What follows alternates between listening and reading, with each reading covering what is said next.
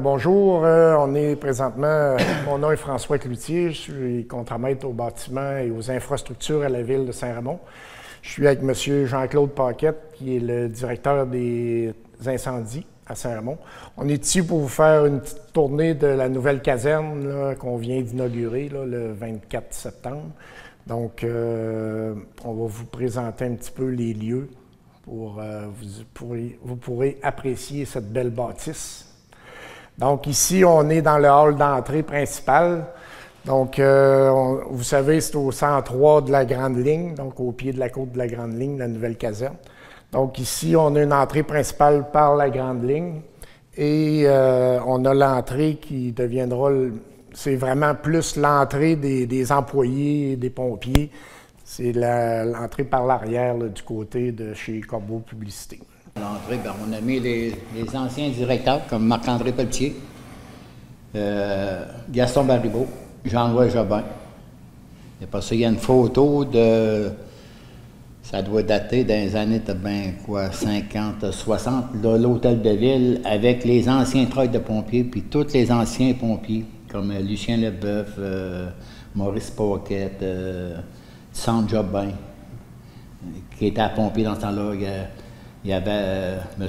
Moisan, qui était à pompier. Il y avait Paul Gingras, Victorin Gingras. Il y en a plusieurs autres que je n'ai pas les noms, là.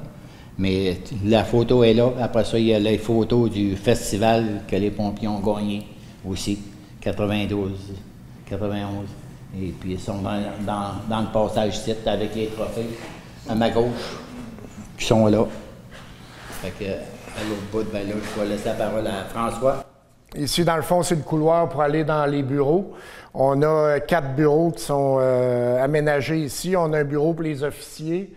On a un bureau pour le directeur adjoint. On a un bureau de secrétariat aussi d'administration. Et on a au fond le bureau du chef pompier, M. Paquette. Puis, à la gauche, on va se diriger vers là. On a une belle salle polyvalente. Alors, nous sommes présentement dans la salle polyvalente. Donc, c'est la salle qui va servir de formation quand les pompiers ont des formations assez régulièrement durant l'année. Ensuite de ça, c'est la salle, il y a une cuisinette aussi.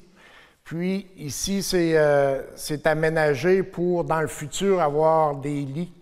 Parce qu'à un moment donné, il va y avoir de la résidence, si on peut dire. Il y a les pompiers vont pouvoir rester ici pour... Quand il y a des mesures d'urgence, vous faites de la surveillance. Des grosses tempêtes l'hiver, donc... La garde à caserne, fait qu'à ce moment-là, ben ça prend des lits pour que les gars peuvent dormir la nuit, parce qu'à Nias-Castor, on n'avait pas de dortoir pour les pompiers. Fait qu'ici, on a un dortoir, fait que les gars vont avoir des lits pour dormir la nuit qui vont faire de la garde. Puis on ne sait pas, dans quelques années, peut-être que Saint-Raymond va être assez gros pour avoir une résidence permanente, là. Donc, c'est pour ça que c'est aménagé dans ces standards pour l'avenir. On sait ici que ça a tout été fait selon les normes 2019. C'est à la fine pointe de la technologie aussi. Il nous reste à installer des équipements techniques un peu dans la salle de conférence. Mais dans le fond, là, ce sera la salle de réunion, la salle de rencontre et un dortoir ici, un rideau qui est prévu ici, qui sera installé là pour les dortoirs, pour les pompiers, le moment venu. À droite, vous avez le radio en U, le radio qui est marqué Donnacana. C'est le radio, ça, du 911.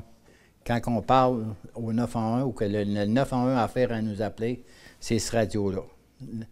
Et puis l'autre, à gauche, c'est le radio pour parler aux pompiers. Nous autres, c'est en V. Fait que quand on parle aux pompiers, aux 30 pompiers qu'on a, c'est avec ce radio-là qu'on parle aux pompiers. Ça, c'est-tu un système qui a changé avec la nouvelle caserne? Ou c'est un système non, c'est un système qu'on avait, mais c'est appelé à de la communication. C'est appelé à s'améliorer d'année en année. Okay. Ça s'améliore tout le temps. Donc, on arrive dans le secteur des vestiaires. Donc, on a un vestiaire de femmes et un vestiaire d'hommes. On a présentement, on a une trentaine de pompiers, 32, 34 pompiers, dont 2 femmes. Donc, on a aménagé un vestiaire là, pour les femmes. Le vestiaire pour les femmes, présentement, il y a, disons, 4 casiers. Là. Et pour les hommes, on est prêt jusqu'à 40. On a 40 casiers d'installer pour les pompiers. Donc, on a de la place pour accueillir d'autres nouveaux. Ainsi, les vestiaires, bien, ça comprend, il y a 3 douches, une toilette. Donc, c'est un vestiaire complet là, pour les besoins des pompiers.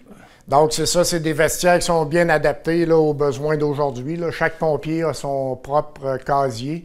Donc, après les interventions, bien, ils peuvent venir ici, rester ici, prendre leur douche, ce qui est une belle amélioration avec l'ancienne caserne. Parce que quand ils arrivent, on revient à l'intervention avec les nouvelles normes, les contaminants.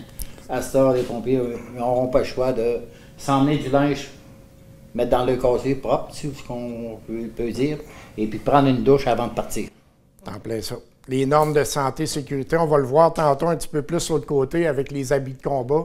Il y a des normes de santé et sécurité très, très sévères maintenant pour les pompiers. Donc, on a les équipements nécessaires de l'autre côté. Ici, ça va être pour, après les interventions, prendre le douche pour ne pas amener des contaminants non plus dans leur voiture puis à la maison. C'est très, très, très important maintenant. Donc là, on arrive maintenant au vestiaire des bunkers qu'on appelle des habits de combat. Donc, les pompiers, c'est leurs entrées ici pour venir s'habiller. S'habiller en habits de combat avant les interventions.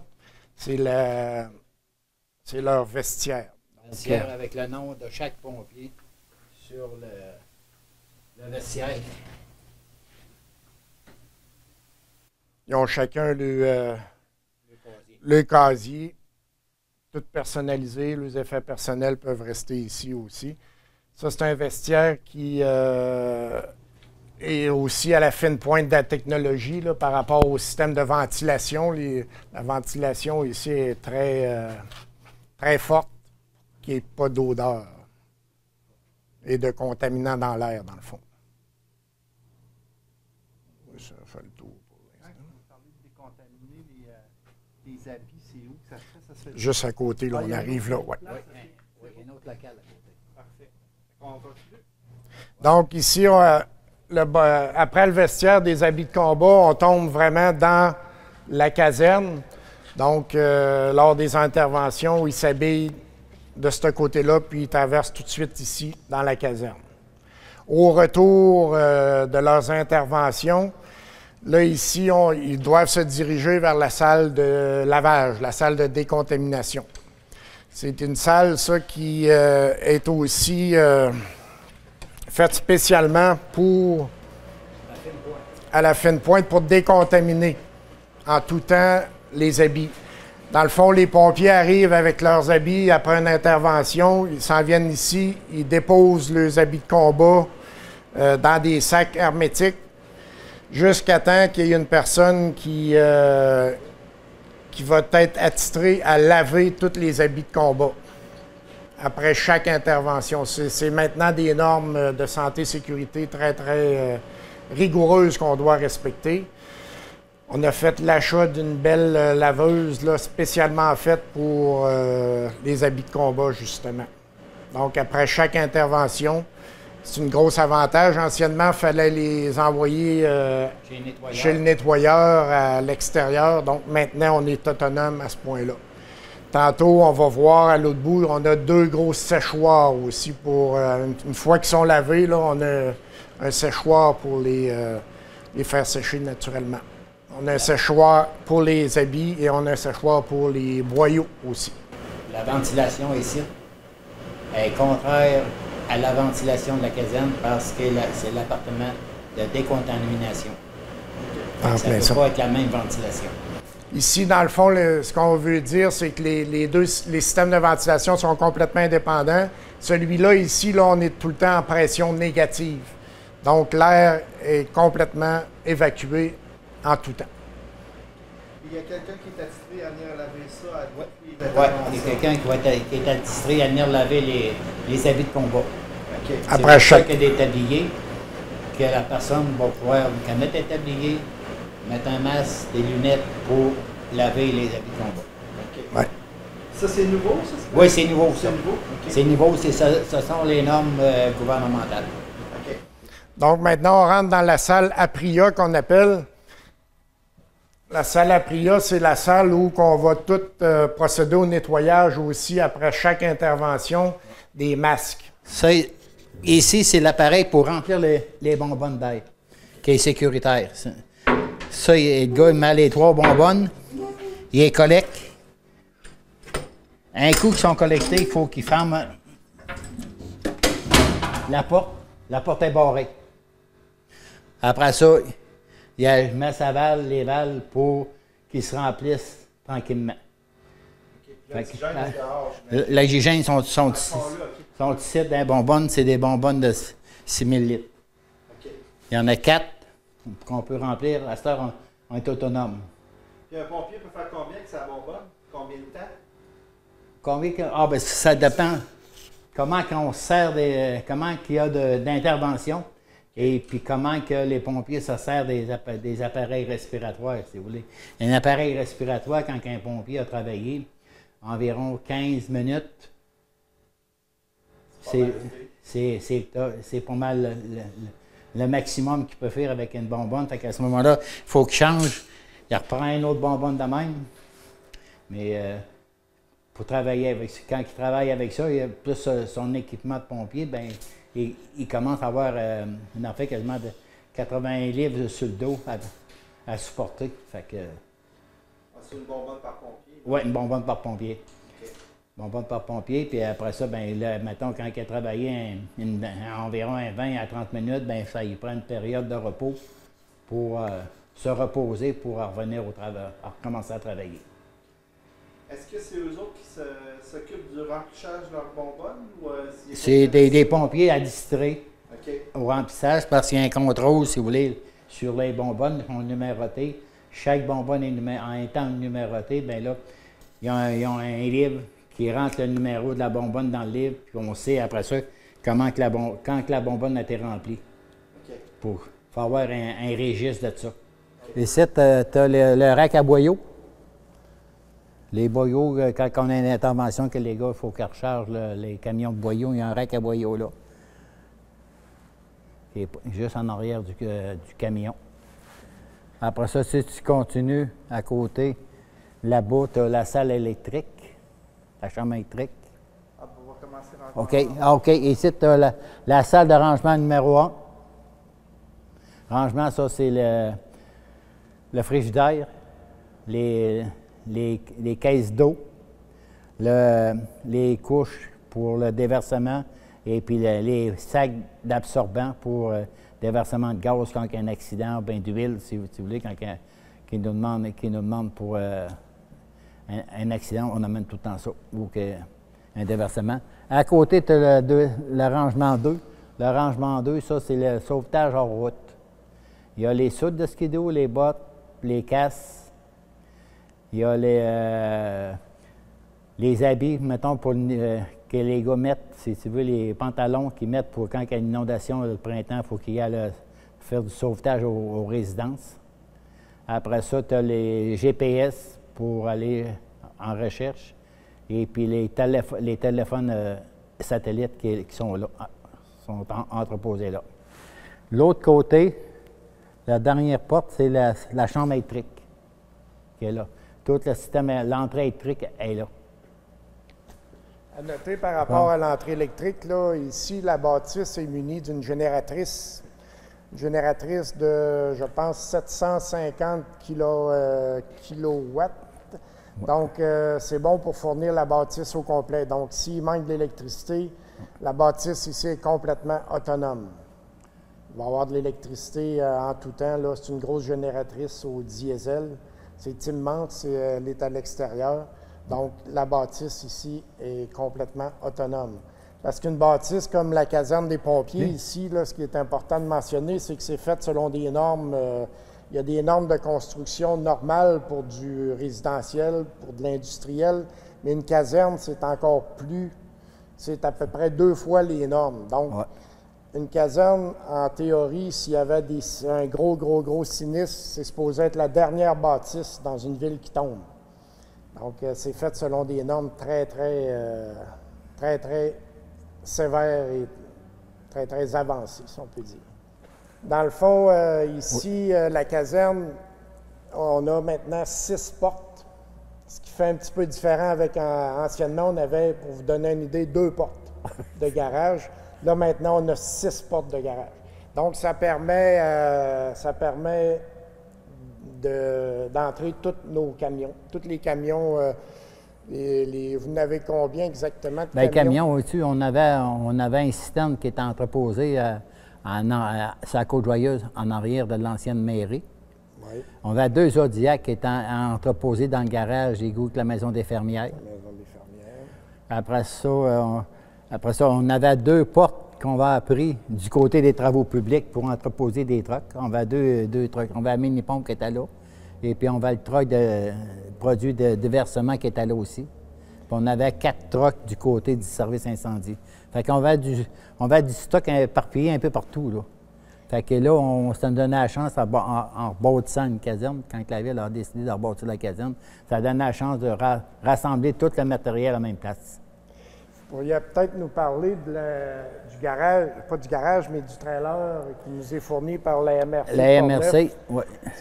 Ça, c'est le trailer des interventions hors route. Justement, c'est un mandat que la Ville de Saint-Raymond a pour tout ce qui est de sauvetage hors route, de la région du nord de Portneuf, je crois. Oui, dans la région du nord, c'est Saint-Raymond qui a été choisi par la MRC pour faire le sauvetage hors route. Si tu veux, quand il y a des accidents de 4 roues, de skidoo, de vélo, c'est Saint-Raymond qui a été désigné pour le côté nord, parce qu'on a un très grand territoire. C'est nous autres qui avons le plus grand territoire de la MRC de Portneuf.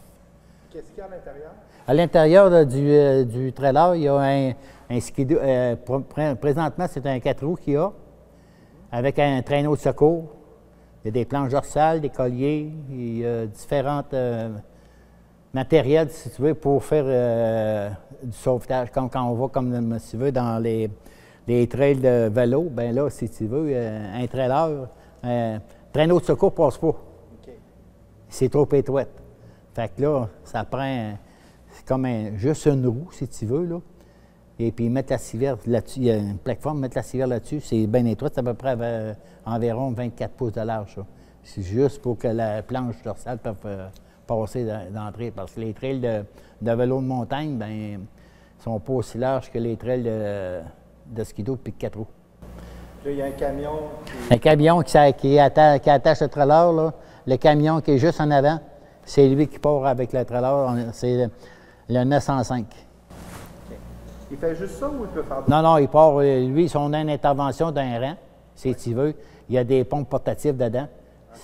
Fait que lui, il s'en vient au point d'eau pour installer la pompe portative dedans. Puis il y a des sacs d'absorbants s'il y a un déversement. Il sert à ça aussi. Donc là, maintenant, vous avez un camion pour chaque usage. Bien, ils ont tous les usages, en cas, comme ici à côté, le 205, si tu veux. 205, ça, c'est une mini-pompe que la Ville a achetée. Okay. Une mini-pompe qu'on a achetée, la Ville a achetée pour aller dans des rangs. Et puis le tour des lacs, parce que autour des lacs, les chemins sont très étroits. Les entrées pour les chalets, c'est très étroit. Et puis quand on monte, mettons, ça ZEC, ça réserve, bien, c'est ce camion-là qui sert. Il y a une pompe dessus, il y a une pompe aussi grosse que les autres camions. Il y a un réservoir d'eau, et puis de 250 gallons. Et puis quand on va sur le bord d'un lac, bien, on prend une pompe portative qui l'alimente et puis il nous pompe l'eau sur le feu. Il y a un système à mousse dessus, comme l'autre camion y a aussi. Je remarque aussi, juste à côté du camion, il y a des espèces de fils avec des treuils. Oui, les fils. Les fils, c'est parce que les fils, le jaune, c'est un fil électrique qui emmène du courant au camion pour faire marcher les compresseurs. Okay. Et puis que les batteries, comme les briques à air, si tu veux, qui rechargent pour les freins. OK. Et puis à recharger les batteries. Si les batteries affaiblissent, bien, les rechargeurs de batterie décollent puis ils rechargent la batterie. OK. Puis le deuxième fil, c'est de la pression? Oui, c'est le fil qu'on voit comme rouge. Ça, c'est un hausse à air qui emmène de l'air pour les camions. Le skidoo ici, c'est le skidoo que la MRC a fourni à Saint-Raymond pour le sauvetage en route. Puis en arrière, c'est le skidoo qu'on avait, que la ville avait acheté pour le sauvetage en route. OK. Ça, le skidoo de la MRC, est-ce que c'est neuf? Ou... Oui, c'est nous. C'est nous, OK. Oui. Ça a été acheté en 2019. OK. À côté, tu as les deux Zodiacs qu'on se sert le printemps quand on a des inondations, si tu veux, qu'il faut aller chercher quelqu'un dans les résidences. Les deux Zodiacs servent. Ils sont faits comme des sauvetages, comme on a eu un cet été à faire au Lac-Sept-Îles, un dimanche. On a pris un Zodiac et puis le monsieur il avait besoin qu'on aille les chercher. On est allé les chercher. Ici, ce soir-là, c'est gare, on voit les cagoules. Les cagoules qui ont été lavées. Ils les ont mis dans le chassoir pour qu'ils sèchent. Et puis quand il y a des lavages de bunker, bien, ils sont accrochés sur les supports. Et puis pour les faire chasser. On peut en mettre une dizaine dans le séchoir? Un chassoir, on peut en mettre au moins 5-6 comme il faut. Oui. Oui. La laveuse, elle peut en laver 4 4 en même temps. en même temps. Lui, il sert pour les bunkers. Celui-là ici, c'est un autre chassoir pareil, mais il sert pour les boyaux. OK. Faire chasser les boyaux quand on revient d'une intervention. Là. Les gars envoient mettre les boyaux, ces racks-là de métal, et puis ils chassent ici. L'atelier qu'on a aménagé, que s'il y a des petites réparations, si tu veux, vous voulez quand les pompiers ont à faire, un petit atelier avec les coffres d'outils, tout ça, qui est aménagé pour faire les petites réparations. Ça, c'est nouveau, ça aussi? Oui, c'est nouveau, ça aussi. Ouais. Il y a une graine dans un œil pour laver l'œil. C'est moi j'appelle ça un bassin. Une douche oculaire. Oui, une douche oculaire pour laver tout de suite l'œil. Ah ben, s'il y a un produit fort dans l'œil, pour se laver l'œil tout de suite. Ici, tu as le camion à échelle, le jaune, c'est le 305. De l'autre côté, tu as les deux systèmes. On a un système pompe avec une pompe dessus, c'est le 705. En arrière, il y a un citerne, mais c'est juste un transporteur d'eau. C'est le 605. Pourquoi fait que ça finit tout, les camions finissent tous par 5 à Saint-Raymond? La caserne, c'est le numéro 5, Saint-Raymond. Par rapport au comté de Portneuf? Par rapport à MRC, au comté de Portneuf, nous autres, c'est la caserne, c'est 5. Fait que tous les camions finissent par 5. OK. Parce qu'il y en a des fois qui se demandent comment ça se fait que ça finit tout par 5. Mais c'est à cause de ça. Parfait. Continue. Oui. Ça, c'est la mini-pompe. Le 905, on en a parlé. On va parler tantôt. La mini-pompe, on en a parlé. Après ça, de l'autre bord, le 405, l'autopompe. C'est un autopompe avec mousse. Tu as une cabine d'équipe. Celui qui opère la pompe, il opère la pompe à chaleur en dedans. La pompe, au lieu de, comme les autres camions, que le contrôle de l'opérateur est à l'extérieur, lui, il est à l'intérieur.